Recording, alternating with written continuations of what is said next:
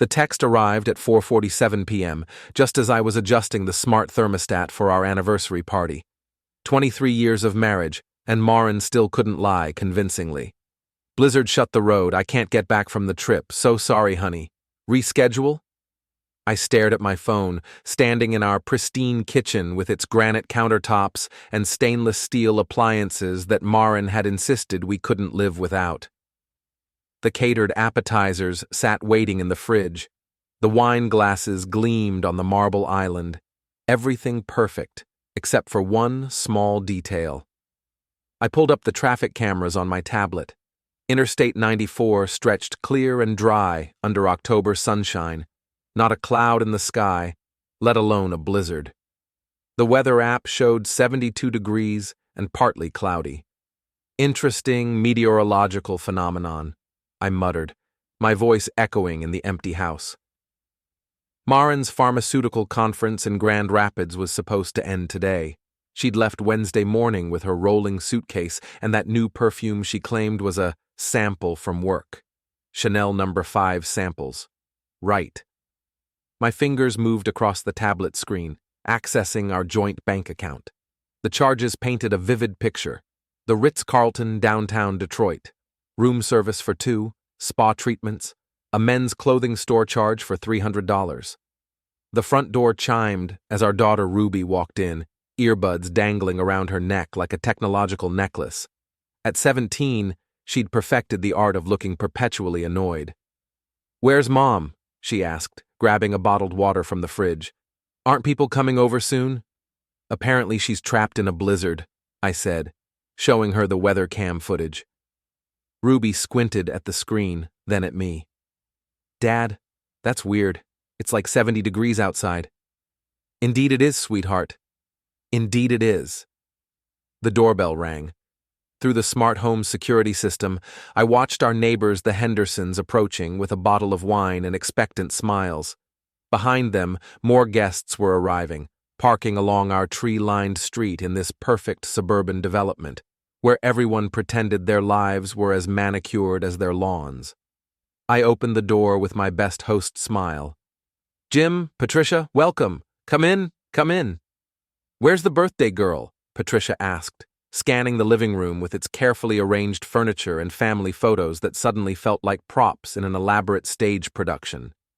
"Excellent question," I said, accepting their wine. "She's been delayed by some rather unusual weather patterns." More guests arrived. The Kowalskis from 2 houses down, my old college buddy Steve with his wife Monica, Maren's work friend Jennifer, who kept checking her phone with nervous energy that seemed oddly out of place for a party. As conversations flowed around me, I excused myself and headed to my home office.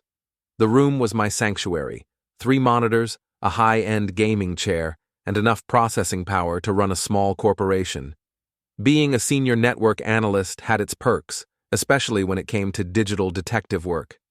I pulled up Maren's company travel portal. Her employee ID still worked. She'd given it to me months ago to help her submit an expense report. The Grand Rapids conference existed, but Maren Crowley wasn't on the attendee list. In fact, according to the system, she'd never registered. My phone buzzed. A text from Jennifer. "Is Maren feeling okay? She seemed stressed at work yesterday." Stressed. That was one way to put it. I dug deeper, accessing the GPS history on our family plan. Maren's phone had never left the Detroit metro area. Wednesday through today, it had pinged towers in downtown Detroit, specifically around the Ritz-Carlton area. The pieces clicked together like a puzzle I'd been unconsciously solving for months. The new clothes, the sudden interest in fitness, the way she'd started putting her phone face down during dinner, the mysterious work dinners that somehow never involved co-workers I knew. And then there was Nolan Trent, her regional manager. 46, divorced, with the kind of artificially white smile that screamed, "I peaked in high school." Maren had mentioned him increasingly over the past 6 months. "Nolan says this, Nolan thinks that." I'd assumed it was typical workplace politics until I started paying attention to how her voice changed when she said his name. I pulled up the phone records from our carrier's website. The pattern was unmistakable. Dozens of calls between Maren and Nolan's number, many lasting well past midnight. Text message timestamps that painted a picture I'd been too trusting, or too stupid, to see. The living room buzzed with conversation and laughter. Our friends and neighbors, celebrating an anniversary that had apparently ended months ago without my knowledge. I walked back to the party, phone in hand, watching everyone's expectant faces. These people had rearranged their Friday evening plans for us. They'd brought gifts and wine and genuine good wishes for a marriage that was currently shacked up in a downtown hotel room. "Everyone," I called out, raising my voice above the chatter. "If I could have your attention for just a moment." The room quieted. 23 faces turned toward me, smiling and ready for whatever heartfelt speech I was about to deliver about love and commitment and the blessing of a long marriage. I pulled out my phone and opened Facebook, found my profile, changed my relationship status from married to single. The notification pinged immediately on several phones around the room. I watched confusion ripple across faces as people checked their devices. "Elias," Steve said carefully, "what's going on, man?" I held up my phone, showing the weather camera footage. My wife is apparently trapped in a blizzard that doesn't exist, at a conference she never registered for, while her phone pings from a hotel room downtown. I paused, letting that sink in. So I thought it was time to update my social media to reflect current reality. The silence stretched like a rubber band about to snap. Patricia Henderson's wine glass stopped halfway to her lips. "Elias, surely there's some explanation." "Oh, there absolutely is," I said, pulling up the bank records on my tablet. 3 days at the Ritz-Carlton, room service for 2, spa treatments, and my personal favorite, a $300 charge at Brooks Brothers because apparently her conference attire needed some masculine accessories. My phone exploded with notifications, comments on the Facebook status change, text messages, missed calls, and then, like a thunderclap in a clear sky, Maren's ringtone filled the room. I answered on speaker. "Elias, what the hell is wrong with you?" Her voice carried clearly through the sudden silence. "Why are you posting crazy things on Facebook?" "Crazy things?" I looked around the room at our guests, who were now witnessing what would undoubtedly become neighborhood legend. "I'm just updating my relationship status to reflect current meteorological conditions. Speaking of which, how's that blizzard treating you?" Silence on the other end. "Because from here, it looks suspiciously like sunny skies and clear roads, but maybe the weather's different in your hotel room." The line went silent. I smiled at our guests, who stared back with expressions ranging from shock to barely concealed fascination. "Well, this has been enlightening. Please help yourselves to the food and drinks. Consider it a celebration of truth in advertising." My phone rang again. This time, I let it go to voicemail. The party cleared out within 30 minutes, leaving behind half-eaten appetizers and the kind of awkward energy that follows a public spectacle. Ruby sat on the couch, scrolling through her phone with the detached interest of someone watching a reality show. "So," she said without looking up, "this is happening." "This is happening," I confirmed, collecting wine glasses with mechanical precision. "Are you okay?" I paused, considering the question. Was I okay? My marriage had just imploded in front of 23 witnesses. My wife was cheating with her boss. My carefully constructed suburban life was now the subject of neighborhood gossip that would last for months. "I'm surprisingly fine," I said, and realized I meant it. Ruby's phone buzzed. "Mom's calling me." "You should answer." I listened to half of a conversation that consisted mostly of, "I don't know," and "Dad's right here," and "No, I can't make him delete it." When Ruby hung up, she looked at me with something approaching respect. "She wants you to call her." "I'm sure she does." My phone had been buzzing constantly since the Facebook post. Text messages from friends, family members, and co-workers who'd seen the status change. The story was spreading through our social circle like a virus, amplified by social media and the human appetite for drama. I ignored them all and opened my laptop instead. If Maren wanted to play games, I was uniquely qualified to play them better. 20 years in network security had taught me that information was power, and power was everything. I started with the obvious: credit card statements, phone records, email accounts. Maren had never been particularly careful about digital security, trusting that I'd never invade her privacy. That trust was about to prove costly. Her email revealed a trail of correspondence with Nolan that read like a bad romance novel. Can't wait to see you again. Last night was incredible. He doesn't understand me like you do. The timeline painted a clear picture. The affair had started 4 months ago at a company retreat in Traverse City. What began as innocent drinks had escalated quickly into regular meetings, elaborate cover stories, and increasingly bold lies. My personal favorite was an email from 3 weeks ago. Booked our usual room at the Ritz. Told E it's a conference. He's so clueless about my work schedule, he'll never check. Clueless. Right. I screenshotted everything, creating a digital dossier that would make a divorce attorney weep with joy. But divorce was just the beginning. Maren had humiliated me publicly, turned our anniversary into a farce, and apparently found my trusting nature amusing. She was about to learn that clueless and powerless were two very different things. The front door slammed open at 11:30 p.m. Maren stormed in like a hurricane, still wearing the designer dress she'd packed for her conference. Her face was flushed with anger and something that might have been fear. "What the hell is wrong with you?" she demanded, throwing her purse on the kitchen counter. "Do you have any idea what you've done?" I looked up from my laptop, where I'd been reading her text messages with Nolan. "I've corrected a factual error on social media. Seemed like the responsible thing to do.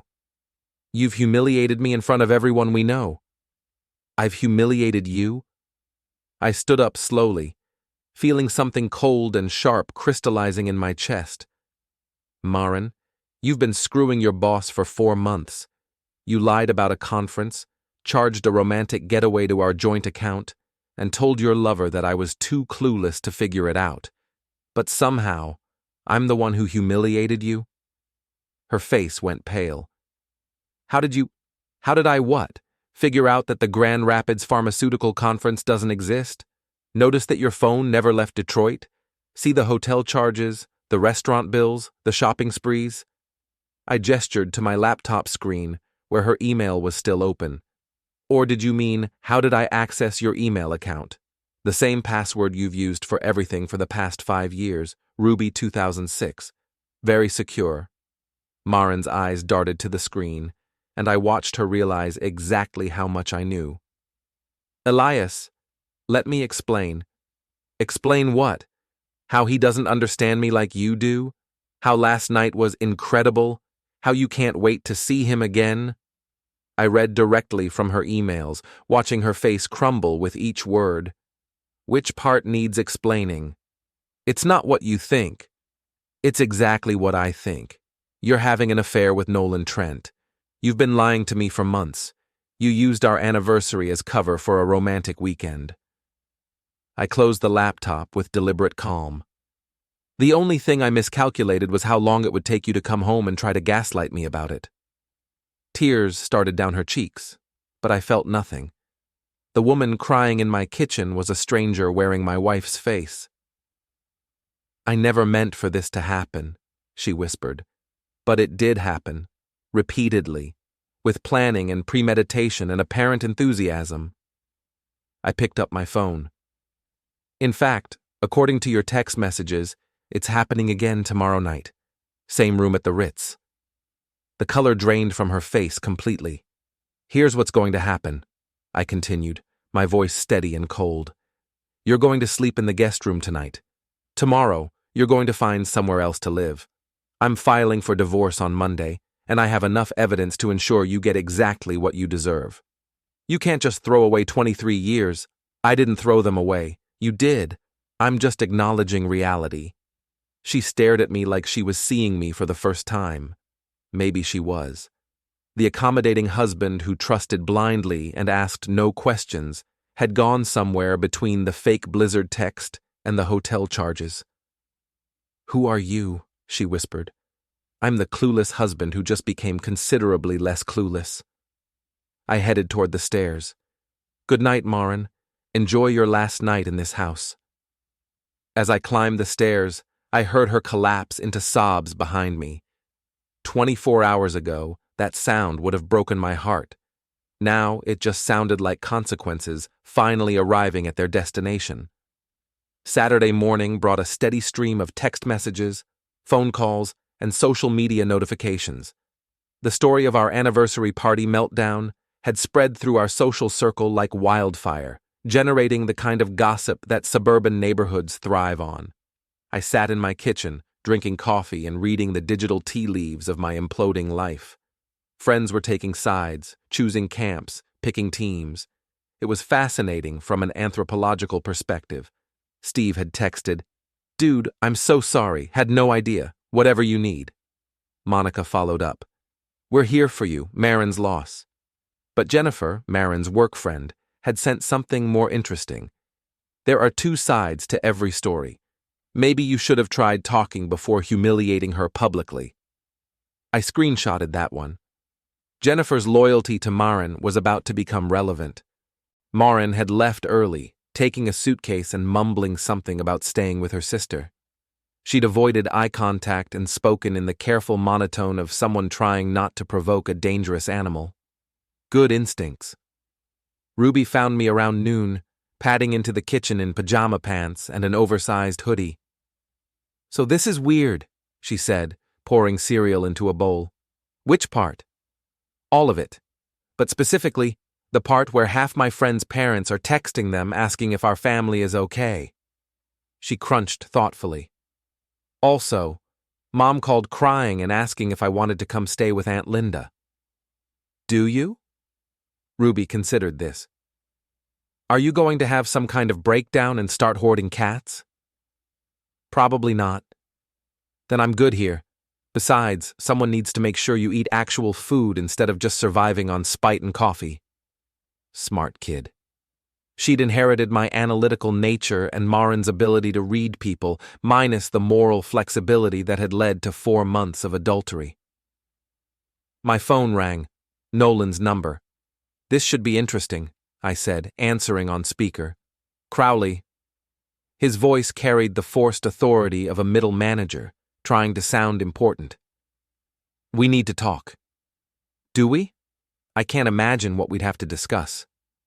"You know exactly what we need to discuss. This situation with Maren." "You mean the situation where you're sleeping with my wife?" Ruby's spoon stopped halfway to her mouth. Silence on the other end, then, "Look, these things happen. Adults sometimes develop feelings." "Adults sometimes develop feelings," I repeated. "Is that what we're calling it? I'd call it a married man manipulating his subordinate employee into an affair, but I suppose feelings sounds more romantic." "You don't understand the situation." "I understand it perfectly. You're 46, divorced, and having a midlife crisis. Maren was convenient, available, and impressed by your minimal authority. You've been using company travel budgets to fund your affair, which is both adultery and expense fraud. Did I miss anything?" The silence stretched longer this time. "Here's what's going to happen, Nolan," I continued, my voice calm and reasonable. "You're going to stay away from my wife while I divorce her. You're going to stop using company resources to fund your personal entertainment. And you're going to pray that I don't decide to forward your email correspondence to your HR department. You can't threaten me. I'm not threatening you. I'm explaining consequences. Actions have them. You should have considered that before you started screwing my wife." I hung up and looked at Ruby, who was staring at me with something approaching awe. "Dad," she said carefully, "that was kind of badass. Your mother chose poorly when she decided I was too clueless to figure this out." My phone immediately started buzzing again. Nolan calling back. I declined the call and blocked his number. Then I opened my laptop and got to work. Nolan Trent had left digital footprints everywhere. Social media profiles, professional networking sites, public records. He lived in a downtown condo, drove a leased BMW, and had been divorced for 3 years after his ex-wife discovered he'd been cheating with a co-worker. Pattern recognition was one of my professional strengths. His LinkedIn profile boasted about his leadership in the pharmaceutical industry, his commitment to ethical business practices, and his dedication to mentoring young professionals. The irony was delicious. I started with his company's ethics hotline. Anonymous tips were encouraged, and I had plenty to share. Expense account irregularities, inappropriate relationships with subordinates, potential conflicts of interest in vendor relationships. I didn't lie or exaggerate. I simply provided facts, dates, and documentation. Let the company's investigation process handle the rest. Next, I researched his ex-wife. Rebecca Trent, now Rebecca Morrison, was a marketing director at a competing pharmaceutical company. According to court records, their divorce had been contentious, with allegations of adultery and financial misconduct. I found her on LinkedIn and sent a carefully worded message. "You don't know me, but I believe we have something in common regarding Nolan Trent's pattern of behavior. If you're interested in comparing notes, I have some information you might find relevant." She responded within an hour. "I've been waiting 3 years for someone to figure out what kind of man he really is. Let's talk." By evening, I had a comprehensive understanding of Nolan's methods. He targeted married women in subordinate positions, used his authority to create opportunities for private meetings, and gradually escalated emotional intimacy into physical affairs. Maren was his 3rd victim in 5 years. Rebecca had documentation of his previous affairs, including one that had cost his former company a harassment settlement. She'd been building a case against him for years, waiting for the right opportunity to expose his pattern of predatory behavior. "He destroys families," she told me during our phone conversation. "He finds women who are vulnerable or unhappy, makes them feel special, then discards them when the situation becomes inconvenient. Your wife isn't his first victim, and she won't be his last. What do you need from me?" "Evidence, documentation, proof that he's still operating the same way." Her voice was cold and professional. "I want to end his career before he destroys another family." I smiled, feeling pieces of a larger plan clicking into place. "Rebecca, I think we're going to be excellent partners." Sunday brought unexpected visitors. I was in my office, coordinating with Rebecca and building our case against Nolan, when the doorbell rang. Through the security system, I saw Jennifer standing on my front porch with 2 other women I recognized from Maren's work circle. Ruby answered the door before I could stop her. "Is your father home?" Jennifer asked, her voice carrying the kind of artificial sweetness that preceded an ambush. "Dad," Ruby called, "some of Mom's friends are here." I saved my work and headed downstairs, curious about what kind of intervention they'd planned. Jennifer stood in my living room like she owned it, flanked by 2 other pharmaceutical company wives, whose names I'd never bothered to learn. They'd arranged themselves in a formation that suggested coordination and shared purpose. "Elias," Jennifer said, "we need to talk about what you've done to Maren." "What I've done to Maren?" I settled into my favorite chair, gesturing for them to sit. They remained standing, maintaining their confrontational posture. "Please, enlighten me. You've humiliated her publicly, destroyed her reputation, and made her afraid to show her face at work." Jennifer's voice carried the righteous indignation of someone who'd convinced herself she was fighting injustice. "Whatever problems you 2 were having, this wasn't the way to handle it." "What problems we were having?" I repeated slowly. "You mean the problem where she's been having an affair for 4 months?" The 2 flanking women exchanged glances. Apparently, Jennifer hadn't shared all the details. "Marriages go through difficult periods," Jennifer continued. "People make mistakes. That doesn't give you the right to destroy someone's life over social media. I pulled out my phone and opened Maren's email account, which I'd been monitoring since Friday night. Jennifer, when did you first know about the affair? Her face flushed slightly. I don't know what you're talking about. Really? Because according to Maren's emails, you've been covering for her since July. You knew about the hotel meetings. You helped create alibis for her fake conferences. You even recommended restaurants for her romantic dinners. I read from the screen. Jen thinks we should try the new place on 5th Street. She says their private booths are perfect for discretion. The color drained from Jennifer's face. You didn't just know about the affair, I continued, standing up slowly. You enabled it. You participated in it. You helped my wife lie to me for months, and now you're here lecturing me about appropriate behavior? That's not.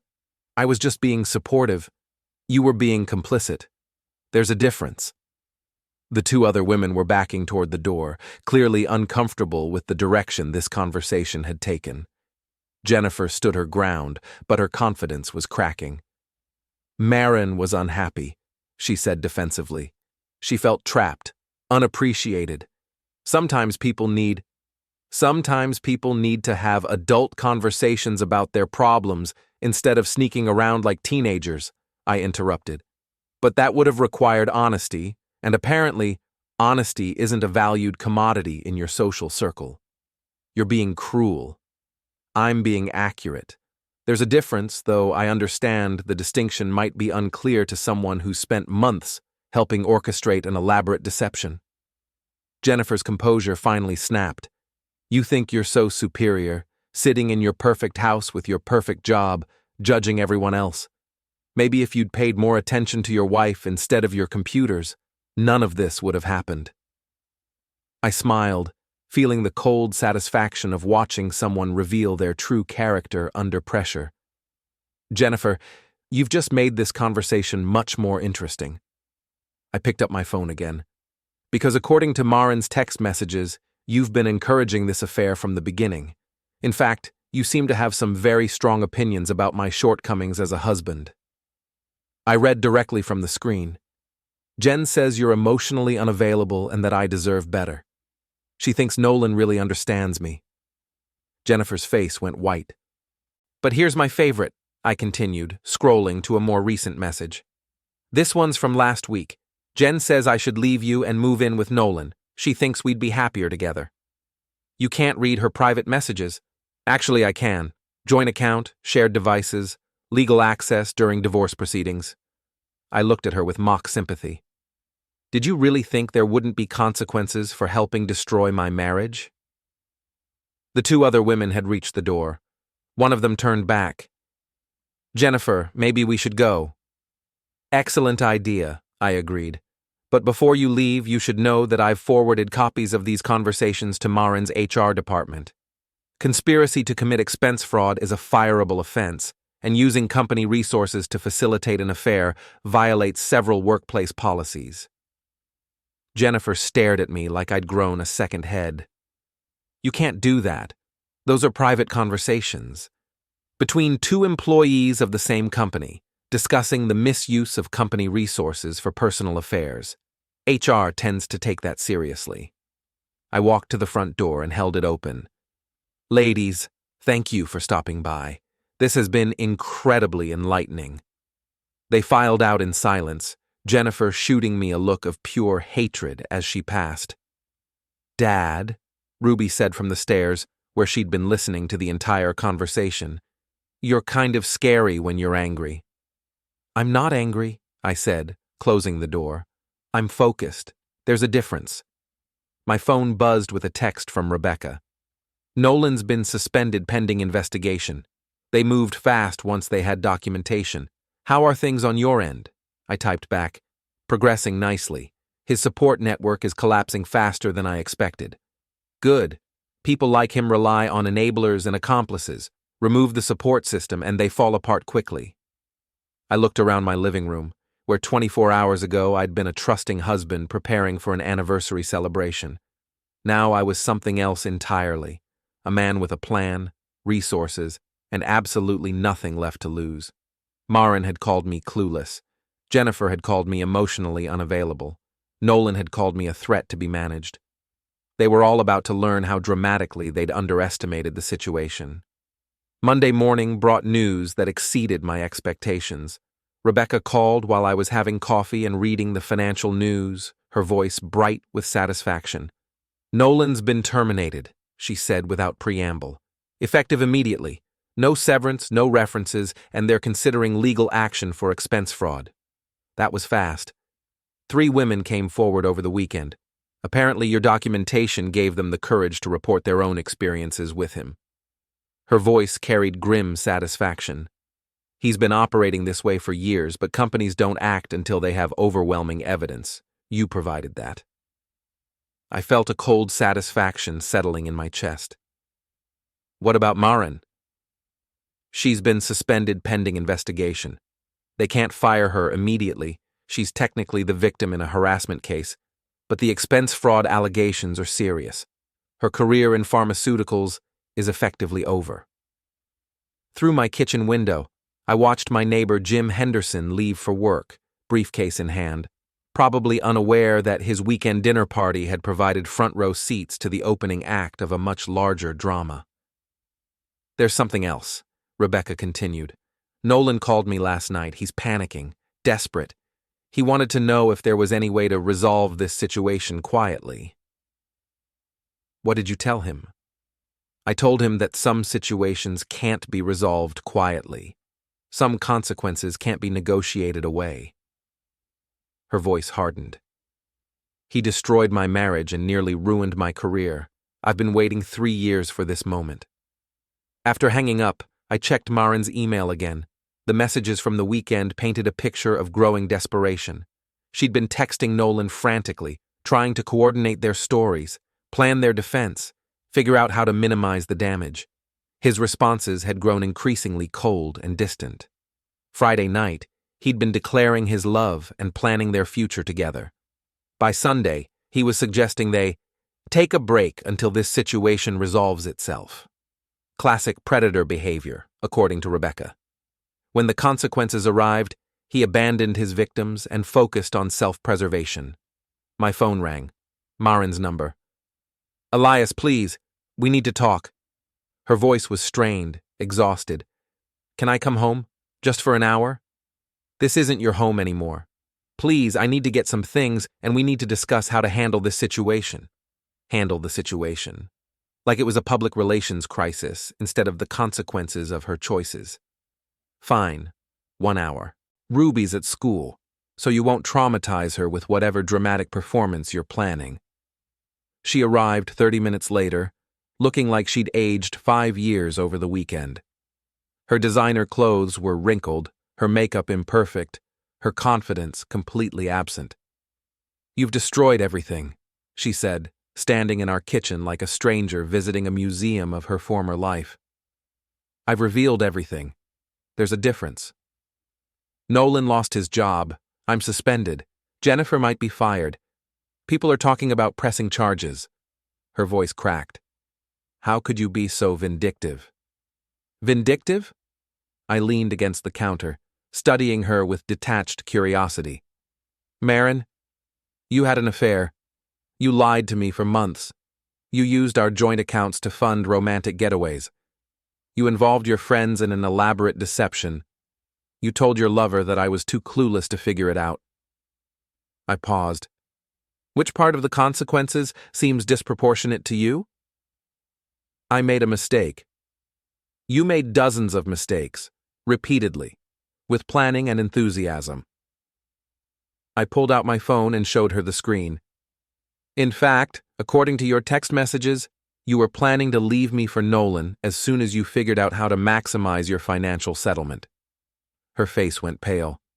"You can't keep reading my private messages. They stopped being private when you used them to coordinate expense fraud and adultery." I scrolled through the messages, reading highlights. "Here's a good one. Elias is so predictable, he'll probably just accept whatever story I tell him." Or this one. "Nolan says we should wait until after the holidays to file for divorce. Better optics." She sank into a kitchen chair, finally understanding the scope of what I'd uncovered.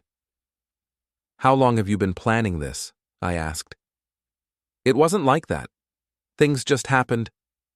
Things just happened for 4 months? With hotel reservations and coordinated schedules and financial planning?" I sat across from her, watching her carefully constructed narrative collapse in real time. "Maren, I've read every email, every text message, every document. I know about the apartment you were looking at with Nolan. I know about the joint bank account you were planning to open. I know about the lawyer you consulted about divorce strategy." Her hands started shaking. "The only thing that happened spontaneously was my discovery of your lies. Everything else was premeditated." "What do you want?" she whispered. "I want you to understand that actions have consequences. You thought you could manipulate me indefinitely, that I was too trusting or too stupid or too complacent to figure out what you were doing." I leaned forward. "You were wrong. I never meant to hurt you." "Yes, you did. You meant to hurt me, divorce me, and take half of everything I'd worked for while running off with your boss. The only thing you didn't mean to do was get caught." She started crying, but the tears felt performative, calculated to generate sympathy that I no longer felt. "Nolan won't even talk to me now," she said between sobs. "He says we need to maintain distance until the investigation is over. 3 days ago, he was talking about our future together. Shocking. A man who cheats on his wife and preys on subordinates turned out to be unreliable. Who could have predicted that?" "You're enjoying this." I considered that. Was I enjoying this? The systematic destruction of her affair, her career, her support network, her carefully planned future? "Yes," I said finally. "I am. You humiliated me, lied to me, and treated me like an obstacle to be managed. Now you're experiencing the consequences of those choices. It's not enjoyment exactly, it's justice." She looked at me like she was seeing a stranger. "This isn't who you are. This is exactly who I am. You just never bothered to find out." I stood up. "Your hour is up. Get whatever you need and leave your key on the counter." As she gathered her belongings, moving through our house like a ghost visiting her former life, I felt the final pieces of my old identity falling away.